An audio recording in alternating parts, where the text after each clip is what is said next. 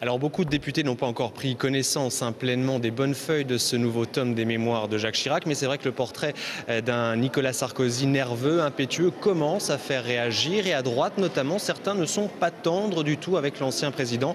Je vous propose d'écouter par exemple Franck Riester, interrogé tout à l'heure par Timothée Leblanc.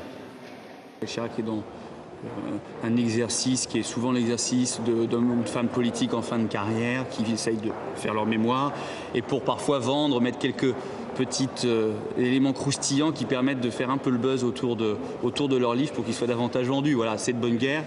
Ça n'engage que lui et franchement, ça fait partie du passé. Et moi, je suis dans le présent et dans l'avenir avec Nicolas Sarkozy. Alors d'autres à droite ont réagi avec un certain amusement, un certain plaisir d'une certaine manière. On discutait tout à l'heure avec un député Villepinize qui nous expliquait bien que ce portrait n'était pas sévère, qu'il était sincère, que Jacques Chirac écrivait son ressenti, son opinion sur Nicolas Sarkozy, que ce sera aux lecteurs finalement et donc aux Français de se faire une opinion.